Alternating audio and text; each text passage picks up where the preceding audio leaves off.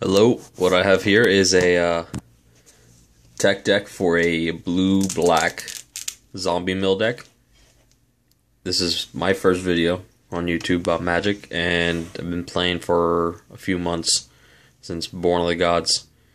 And this is a modern deck. It's, not necessarily competitive, in my opinion, from what I know about Modern, but it does have cards in the Modern format, and I've seen decks such as this played in Modern. This is just my own homebrew version of it, but I'll go ahead and show you right now. I'll start with the main card of this deck is Undead Alchemist. He is the important one because he's the one that makes the magic happen with all the mill. As you can read there, any zombie that deals combat damage would make an opponent mill that much instead. So this could go either way in this game. You could just be straight up blue-black zombie aggro if you never draw him. But if you draw him early in your opening hand, your goal is try to get him out as quick as possible and mill them out as quick as possible. And that's why we have this guy here. He buffs your zombies some more. That's why I need 4 of them. Also forgot to mention, every creature that's milled into a graveyard with him would be exiled, and you gotta put a 2/2 black zombie on the field. And then Diagraph Captain, 3 mana, 2/2, Death Touch. All your zombies get +1/+1. And whenever any other zombie dies, losing 1 life. If he dies, that doesn't work. But then we have 2 of Lich Lord of Unks. He's really good to help you get his second ability is pretty much the most important part of him. However, his first ability, if you've got nothing else to cast a turn, I suggest doing it because these guys help buff the 1/1 zombie wizards, and they'll add to the amount of zombies you control for his last ability, and also for Endless Ranks of Dead. Then we have Gravecrawler. He's a staple in almost every zombie deck, and every, whatever reanimation style deck. 2/1, can't block for 1 black.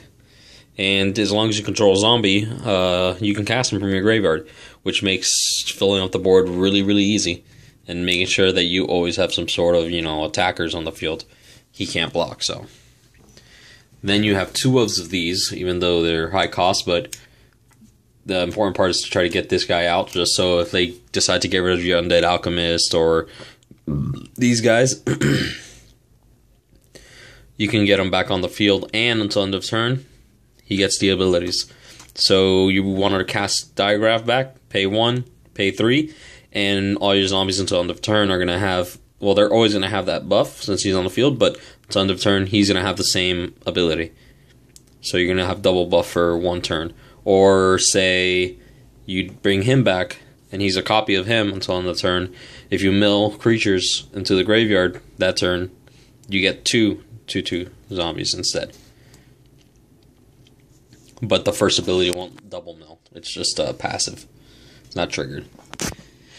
Then we have Grimgrin, our big fatty for the deck, our bomb. He works very well with Gravecrawler, just for the fact that you could sack Gravecrawler, bring him on the field, sack Gravecrawler, bring him on the field, sack Gravecrawler, recast him. He's just awesome. He's almost hard to deal with unless you have some sort of removal. And then when he goes into combat, you get to destroy a creature that opponent controls, defending opponent controls. So that's really good. Only one of, because he's not essential, but he's a big bomb. He's nice. He's a big fatty. And then I have support cards here on the bottom. I have some proxies, like printed out stuff. You can't tell. This looks pretty legit, but it's printed.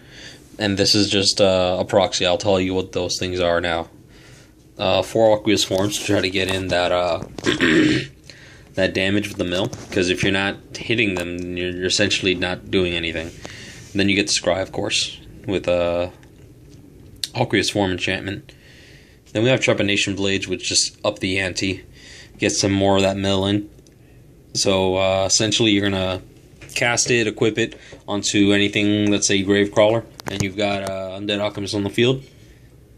Essentially what's going to happen is when you attack, they're going to mill cards until they reveal a land card. Then that creature gets +1/+0 for each card, and then they hit you for that much damage, and they're going to mill that much. So, it's a really nice combo card.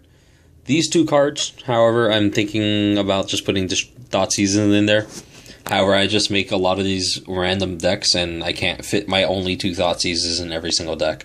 So, essentially, I'll just read them as distresses. I figured since we're playing Modern, I guess I could just pay 2 mana. Not a big deal. Not turn 1 reveal hand, but... and you can do the same ability as Thoughtseize. Which I still kind of defend my position on distress, but whatever. Then we have Mana Leaks. Or plain blue. Try to protect your zombies from removals or board wipes or destruction or anything. Or creature casts. I don't know. Just general support. Go for the throats. Very general removal. Destroy target non-artifact creature. And Mana Leak, in case I didn't read it to you. Counter target spell unless its controller pays 3. Now we have our enchantments. Aside from, Aqueous Form. But we have our support enchantment, which we have these 2 cards aren't, like I said, these cards that are one-ofs aren't viable for the deck. Like, they're not important, but they work extremely well in cases when you can cast them. And those Ranks of Dead will help you get all the zombies so you can swing in through. Rooftop Storms just wreck shit. As long as you can get the zombies in your hand and cast them for free, you're good. And also, good thing with Rooftop Storms, if you got both that and having Gold Lynch on the field, you just have to pay that 1 on the ability, and you can cast things from your graveyard for free because they're zombies. And then Endless Ranks of Dead, at the beginning of your upkeep, put X 2/2 black zombie creature tokens on the battlefield, or X is half the number of zombies you control rounded down. It speaks for itself. And then the land base. These are 2 Mutavaults. I only own 1, and it's not in my possession at the moment. But that's the only face-down cards in the deck that's just filling in as a proxy. I have Temple of Deceits, just so we can scry into the things we need. Late game, you might not care so much about, having Gold Lynch when you got 1 on the field. Or you might not care so much about Grimgrin when you can possibly get another Lich Lord and then do his ability. Or a land that you might need. Then we've got the Drowned Catacombs, just makes it easier instead of paying all the time for the Shocklands, which are right here. Just makes it a little bit easier to get mana on the field untapped.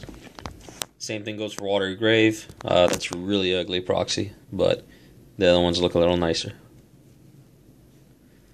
Just shock yourself for 2. And then basic land. 3 islands. 3 swamps. And one more thing.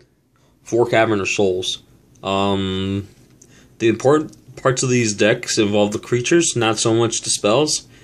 And there's only 1 spell that requires a specific, 2 black. So for the most part, you're not going to run into any problems. Oh, except for Endless Ranks of Dead and Distress. You're not going to run into many problems with not having, oh man, I wish I could have tapped for color instead of uncolored. And those creatures can't be countered because you get to name a creature type when you play it on the field. And whenever you tap it for that 1 mana of any color, you have to only spend it on that creature. You would, of course, pick zombies, not, goats. And it can't be countered. So that's a plus. So this is the deck. I kind of had the idea because I really loved opening some Dark Ascension packs I found at a store. And I looked into the deck online, and it was pretty sweet. So I decided to homebrew one myself. That is this deck tech. Thank you very much.